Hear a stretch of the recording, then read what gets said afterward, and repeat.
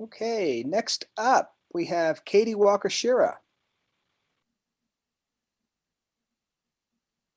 I had a beef joke to share with you today, but I don't think I'm going to say it because I might butcher it.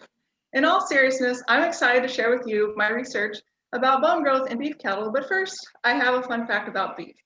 In the United States, we produce about 26 billion pounds of beef annually for our consumers, and another 3 billion pounds of beef that we export to other countries. One thing that you may not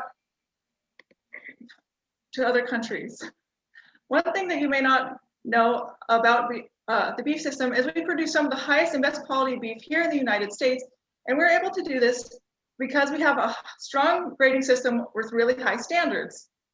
Now, we take into consideration an animal's age into these standards when evaluating their quality. We determine an animal's age based on how developed the skeletal system is, or by how many adult teeth that animal has.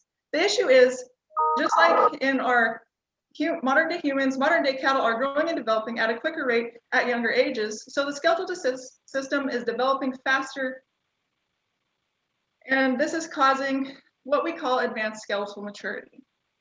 Now, this means that the animal is chronologically young, but it looks physically older than it actually is. And advanced skeletal maturity has been really problematic for beef producers because it has caused producers to lose profits since their animals are appearing physically older than they actually are.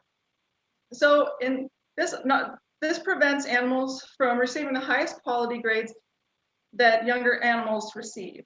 Now this leads to my research. I was able to evaluate single locations on the DNA across different genes that we think may be associated with advanced skeletal maturity. And we evaluated these locations, and I was able to identify 3 different locations that are in fact associated with causing advanced skeletal maturity in our beef cattle. Now, the reason that this is important is because we hypothesize that our animals have been genetically selected for more efficient and quicker growth, which is why we went back and looked at genes associated with this.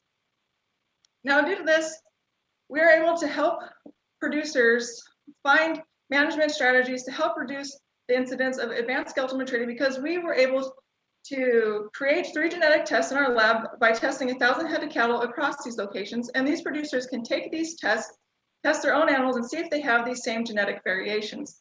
And if producers find that their animals have these genetic variations, they can make changes in the herd, such as changing the animal's diet to help reduce the rate at which this accelerated skeletal maturation is happening.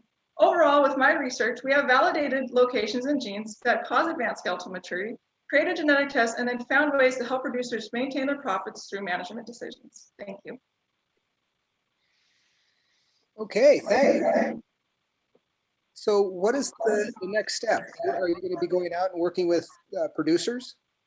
Yeah, the next step would probably be to go out and try and get this to be a produced genetic test for producers to be able to get a hold of so that they can actually test their own cattle and see if this issue is occurring in their herds to help reduce this issue overall and reduce the rate of advanced skeletal maturity, yeah.